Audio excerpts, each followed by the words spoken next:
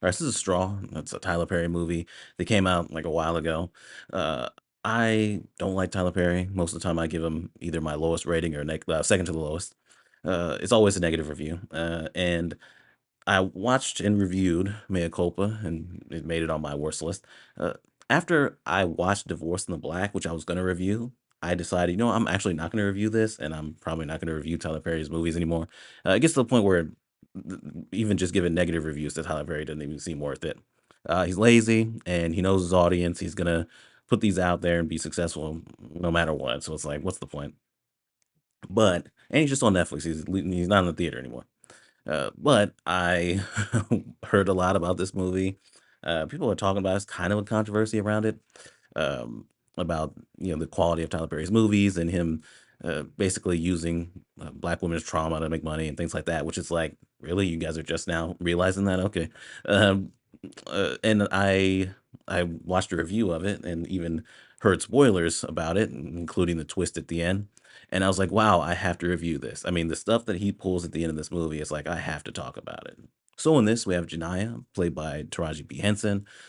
She's going through a lot in this movie. Life clearly isn't kind. It hasn't been kind to her. She has a daughter. Her daughter is sick or something. Like she's bringing her home from the hospital in the very beginning, and so she wakes up in the morning and she's being threatened that she's going to get evicted, and her daughter needs money for lunch, and there's a lot going on. She goes to work and she's late for work, and which actually ends up in her getting fired.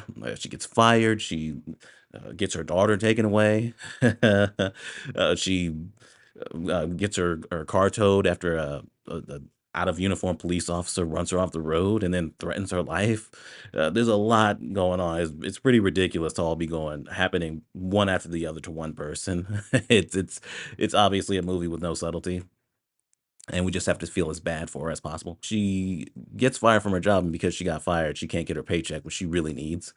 So some things happen, and she ends up actually shooting her boss. And so then she goes to the bank, which is right across the street. That's the bank she always goes to, and she really just wants to cash her check. At this point, she has nothing, but whatever. She wants to cash her check, and so she can't cash her check because she doesn't have her ID because of certain things that had happened.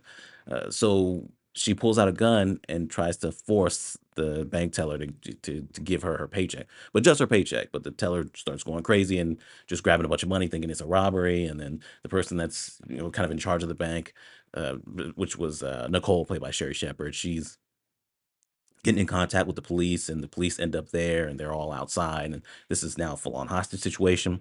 And then we have Detective Raymond, played by Tiana Taylor. She's really the one getting in contact with Janiyah, trying to defuse the situation, get everybody out safe, including her. And she's even identifying with her with certain things that she has going on as they keep talking. This movie is really bad, especially with the bullshit that Tyler pulls at the end. But the thing that's really carrying this movie, I mean, really carrying it, is Taraji P. Henson. She is fantastic in this role. You, with all the ridiculous stuff going on, you still feel it from her character. You can still identify with her. You can still relate to her. You can still feel sorry for her as she's going through just everything that anybody could ever go through, and she's pretty much lost everything. She's really good. Like she also, because I think Sherry Shepherd is also good in this too, and they have some good back and forths. I don't think Tiana Taylor is all that good, but I think the interactions that they have, that Janiyah and this detective have, are also good. I mean, I think it's mainly it's just Taraji P. Henson just really carrying this movie on her shoulders. She's done other Tyler Perry movies, and that's been the case as well. Acrimony and things like that, where it's like, yeah, this is bad, but Taraji P. Henson is really elevating it, and he's lucky that she will be in these things. It is kind of touching emotionally at times, especially towards the end with Janiyah and Nicole and this Detective Raymond, really trying to identify her and help her, and they really are invested in helping her and things going okay, or at least as well as they can go. And that kind of gets to you emotionally. There's also people who show up and they're cheering for her and things like that. And it's nice to have uh, that kind of hopeful feeling in this movie, along with all this this bad stuff that's constantly happening to this character. It's nice to have people actually care. That's about it with positives. I guess I could also say the cinematography is okay. I mean, I've seen movies from Tyler Perry where they just straight up look like sitcoms. So it's like, okay, there's some idea of cinematography here. I guess it looks okay. It looks passable, especially if if it's just on Netflix and not in a theater. So I'll give him that. But oh, this movie is bad really from the beginning because there's just such a lack of subtlety here. Like you really want to get people to feel bad for her. So instead of just picking certain things that she could be going through that could be bad enough, it's just it's constant and in a way that's it's ridiculous. So she wakes up, people are playing music too loud, so her daughter can barely sleep. Her landlord is already threatening her, like, "Oh, I'm gonna evict you." And she's like, "Oh, I'll bring the money on my lunch," or whatever she said. She gives money to a homeless dude, which is Sinbad in this, played by Sinbad. She gives money to him right in front of her landlord, so her landlord could be like, "Hey, you got money for him? Do you got money for my rent?" Stuff like that. So it goes from that to her dropping her off, and then after she drops her off, she goes to work, and I believe she was late, so her boss already giving her shit, and her boss is terrible. I mean, she can be saying that she's going through the worst things ever, which she is in this movie, and he's like, "I don't give a fuck," and he's just cussing and stuff. It's really bad. It's like he doesn't need to be this bad. You got too many fucking excuses. I'm sorry, but I'm gonna have, wait a minute. I'm not sorry. You brought that shit on your damn self. I'm not gonna have nowhere to live for me and my daughter. Please. Why do you think that's part of my problem? You're fired. Now get the fuck out. So she's got problems with the customer. She tells the customer she can't bring up some of the things that they bring up because it's not covered by WIC, and so she's like, "Oh well, I can't accept that for these things." And the people leave, but before they leave, the guy grabs a bottle and throws it at her feet, and it shatters at her feet. I was like, "Man, that's kind of a lot." And the boss, just to add shittiness to the situation, comes up and is like, "Hey, you need to go in the back and clean this right now." It's like there's no concern for her just basically being assaulted just now. It is craziness. And so you have that. She gets a call from the school. So she goes to school and her daughter is being taken away at the school. It's like, isn't this something that happens at home?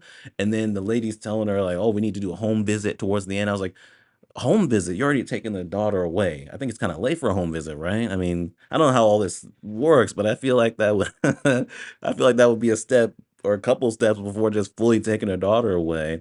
But then that happens. I can't remember the exact order, but, she also she's driving and she gets cut off by some guy, and the guy just fully road rage and starts, chasing after her and runs her off the road pretty much. And it turns out that guy is a cop, is a out of uniform cop, and the dude is crazy. I mean, he's yelling at her, and then he goes as far as to threaten her in front of the other officer that's about to give her a ticket. You stupid fucking bitch! If I see you again, anywhere, I'm gonna find a legal way to fucking blow your brains out. You hear me? Hey! Get out of here.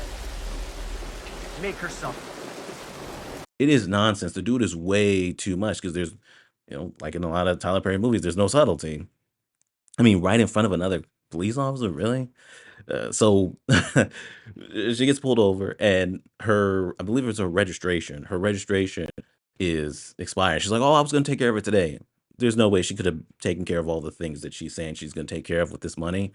There's no way she would have been able to do that. But she's like, "Oh, I was going to take care of it today." Doesn't matter. She's getting her car towed now. So now she has no car. And then she and then she goes home, I believe at that point. I don't remember the exact order, but at some point she goes home and all her stuff is outside because she wasn't able to bring the money. So she's evicted and they put her stuff outside.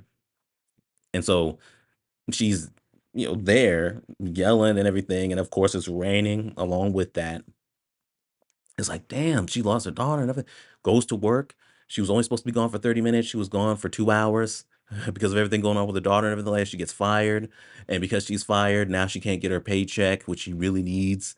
Because that's policy for the paycheck. You have to get it through the mail because she got fired. That's that's policy. And so she's getting just treated like shit by the boss still. and at this point she just has nothing. Some robbers come in, and I don't know how they got in with anybody seeing them, but they get in there and they're like, "Give us the money," and they say her name because she has her name tag on, but the boss assumes that she's setting him up because they say her name. It is absolute nonsense. So she ends up killing one of the dudes, and another guy runs away, and then the boss is on the phone. He's like, "Yo, no, this lady that I work with, she set me up," and so she ends up shooting him and then taking her check, and now her check has blood on it and everything. It's just like, man, it's endless. It's like we're going at a certain point, we're going from one bad thing, horrible thing to another. It's just like you don't need all that. It's too much. I mean, by the time she gets to the bank and she's like ready to pull a gun on the lady just to cash her check, by the time that happens, she's lost everything, right? And then you find out how much her paycheck was. I was like, how much could a paycheck possibly be? It's $521 if I remember right. It's like, what does that what does that matter for everything that's going on? Right? Like you're homeless, your daughter's gone, oh, I really need this money, this $40 for my daughter's lunch. This goes all the way to nighttime. Your daughter, and you got your daughter taken away. What the hell are you talking about? You need $40 for your daughter. She got taken away at school. She's not even there anymore. It's like, what are we doing here? This movie really shows Tyler Perry's bad writing, where certain things will happen that don't really make sense, but we need them to happen so that we can set up other things in the plot. So the whole thing with the cop, running her off the road and everything like that, threatening her life right in front of another police officer, that's just to set up why she won't just leave the bank when Detective Raymond is talking to her like, hey, you just need to come out and surrender and everything like that. She won't do it. I mean, she's actually kind of annoying in this point, and the movie's annoying me because it really feels padded because it's like, okay, there's no real reason for her to still be doing this. Just go outside, just turn yourself in. But she can't go outside because the cop that pulled her over that said, "Hey, I'm gonna find a legal way to kill you," is right outside. And what is this? A legal reason to kill her. So she won't go outside because she's afraid of being killed outside the bank, even though she has nothing left. She has really nothing to live for at this point, other than maybe getting her daughter back, maybe. But at this point, it's just like, just go outside. And it shows the bad acting and direction. I mean, I said that Taraji P Henson and Sherry Shepherd, they're good, and also the boss. I thought the guy that played the boss was actually good, but almost everybody else is bad. I mean, you look out outside whenever they show the cops outside, and they're just holding their guns, aiming at the building. If they looking at the building, and they don't look. They don't look convincing at all. It is just like, with the costume design and the way that these people are acting, all of these cops, they don't feel like cops. They look like they feel like people in costumes acting like cops and badly. Tiana Taylor plays Detective Raymond, the main detective in this. She's bad, so she never seems like an actual cop. Every line of dialogue from her doesn't feel genuine or real. It doesn't feel natural. All these people look like they're pretending to be cops. It's really bad. Along with that situation with that cop, there's also this whole thing with this bomb. So, oh God, Jania's daughter is really smart, even though she doesn't want to go to school. It's like, okay, how is she engaged enough in school to become this smart if she doesn't want to go to school? All right, whatever. So her daughter made this thing for the science fair. I believe it was the science fair. And it looks like a bomb, like an improvised bomb. Like she bought a bunch of things and learned how to make a bomb. And it even beeps like a bomb. But there's no acknowledgement from Janaya that it looks and sounds like a bomb. They never even say what it is. And it's just so that when she's at the bank, she just happens to have that thing in her bag and everybody assumes it's a bomb. So now, Sherry Shepherd's character is telling him, oh, she has a bomb. And that's the reason why they don't immediately rush that bank. Right? Because there's an explosive involved in it. Now they have different protocols and different things to do within this hostage situation. They really have to try to negotiate or talk her down because there's a bomb involved. And when the people at the bank freak out because they clearly think this thing that looks like a bomb is a bomb, she acts like she's completely oblivious to it. It's odd. Like she doesn't know that that looks like a fucking bomb. It's weird. Yeah, it's basically that where Detective Raymond is really trying to identify with her and get her to come outside. They really want things to end up peacefully. And so they're really trying to get her to, come out and put her hands up or whatever. She won't do that until they get that cop out of there. They finally get the cop out of there. And so, the things seem like they're winding down. Then she gets a call from her mom. And this is where we get to the twist. So I guess this is spoilers if you care. She gets a call from her mom, and it turns out that her daughter, Jania's daughter, was dead this entire movie. She died that night at the very beginning when you see her carry her kid out. This is one of those bad twists that the movie has to lie to you in order for the twist to happen and still be like kind of a shocking twist, because they even go back and they re-show certain things, certain moments, and show that a lot of it was in her head, but then they're also, being kind of cheap about it when it comes to the writing, or Tyler is, where where at the beginning you see her walking out with her daughter and she kisses on her cheek and things like that. But then they show what actually happened. She was just walking out with the blankets and she looks all sad. So it's like, okay, that was in her head. So what did we see then? Because she, in her face right there, recognizes her daughter's dead. And even when she's giving her daughter a bath in the beginning, her daughter's not there and she just looks sad and she's just doing the thing. It's like, well, what about all the conversation we saw her have with her daughter? She would have been having that conversation, hallucinating that her daughter was actually there. But that's not what actually happened based on what you're showing me. It's like the movie basically has to lie. And then there's points where she's talking to her daughter, like when she's walking out and they're about to leave, and the landlord's giving her shit about putting her stuff out. Uh, but the big one I think is the school thing, where she got the call from the school to come down, but it was somebody talking to her about bills, but she was still saying the same things, like the school was calling her down for what? I don't know. But then she goes down to the school, and originally it seemed like she had a sign of kind of a conversation with what I think was the principal. But instead it was just her being like, "We didn't call you." Okay, so she saw her daughter get taken away by two people, and then she also talked to this CPS worker, this lady that's telling her about, like, hey, we're gonna have to do a home visit and stuff like that. Uh, so apparently she made up that entire lady in her head. And the principal, I guess, watched her talk to nobody and didn't think, okay, I need to talk to talk to her, ask her what's going on, and is she okay or anything like that. No, she just hallucinated, I guess, that whole thing, and the principal just watched it happen and just watched her leave. I don't know, man. It is such a bad twist. And also the mom, who hasn't even been Jania's mom, who talks to her about it, who hasn't even been mentioned up to the point, I don't think. She somehow, I guess, knew that the daughter was dead. At some point she called her and let her know, or the hospital called her and let her know, I guess, so that she could then, relay this information to Jania and to the audience. It's just a really bad twist. Like, I don't understand what the point of it was, Tyler. I'll be honest. Uh, it's really bad. Like, this is already not a good movie, but like you could kind of get away with saying it's maybe mediocre because Taraji P Henson is elevating things and is legitimately really good and keeps you invested. But once you get to that twist at the end, it's like you've lost all goodwill at this point. It was already bad, but we could have kind of gotten away with bad but watchable, or maybe even mediocre level, if it wasn't for that twist at the end. It's so obvious that they just went, let's just throw this at the end. And it's like, okay, well, now the movie doesn't make sense. Who cares? Nobody cares. This is going to be successful no matter what. And it was on Netflix from what I know of. So, he has that built in fan base that are going to support him. The dude brags about how little time he puts into writing these things, right? Mainly because of Taraji P. Henson. If it wasn't for Taraji P. Henson being so good, this would be a complete shit. This would be a bottom rating, which I've given to a lot of his stuff. But Taraji P is just that good, and there are certain emotional moments, like I said, that do work. So an act of good faith. I'll give you trash instead of my bottom rating. That is Straw. That is once again Tyler Perry.